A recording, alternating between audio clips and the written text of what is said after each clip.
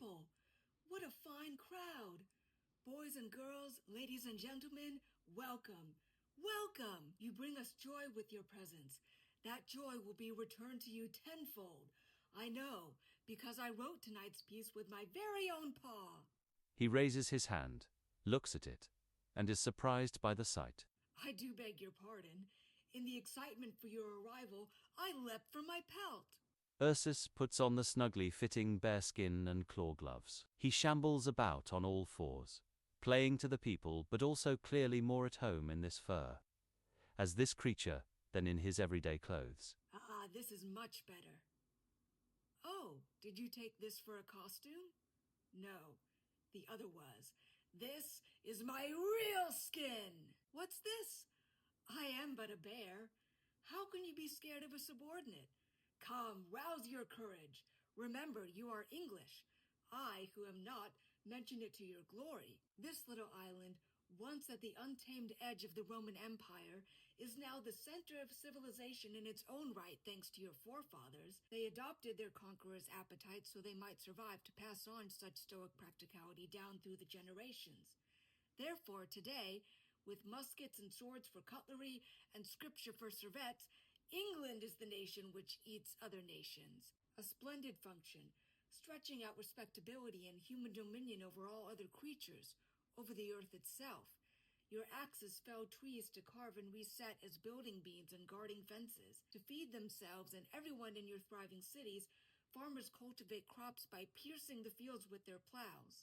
So you see, man is the far more formidable animal.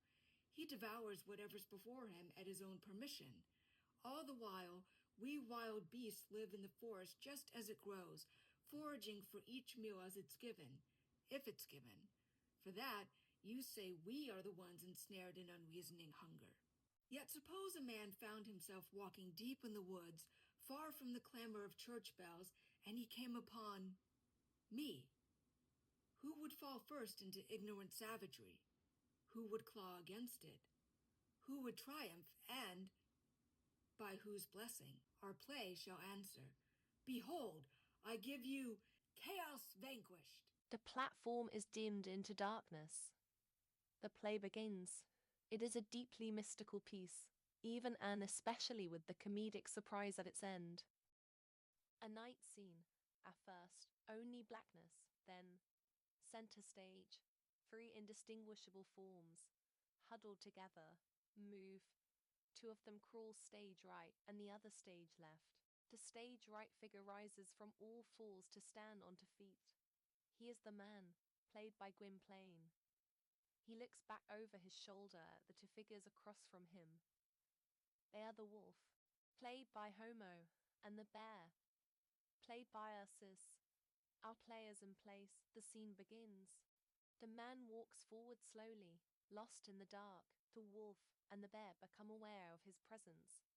Each growl in warning. The man presses on his journey.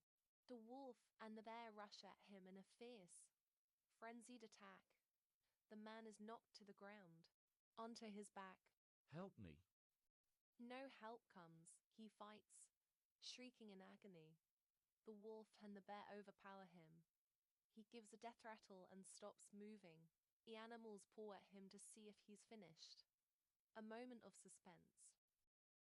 Music floats in from somewhere in the shadows, its source unseen.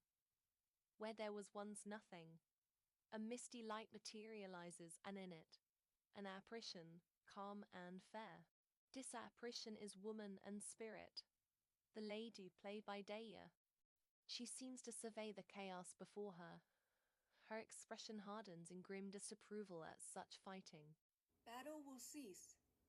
Life be reborn of sorrow. Startled, the wolf and the bear look up. The man does also, barely able to lift his head to do so. At the sight of her, he throws off the beasts, but it takes all his effort and he collapses back down. The wolf and the bear prepare to fall upon him again. The lady holds her hands out to her sides.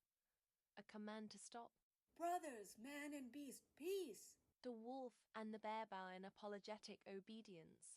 They retreat, exiting.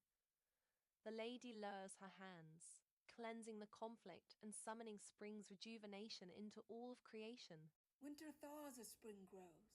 She, enveloped in the light, turns her attention to the man, who lies at a distance, hidden in the shadows. She speaks as though that space between them is a gulf. The maiden awakens from her sleep. Beloved, you called, so I came. The man stirs weakly. Pray, weep. Faith reveals what reason only names. By my hands the craft is done. By yours its secrets are shown to sight. The misty light surrounding her gradually expands. The lady moves with it, crossing the gulf gracefully as the man slowly rises from lying to being on his knees. The dawn brings the sun. Poetry brings light. The earth will green from gray's gloom. Red flowers unfurl upon the oak.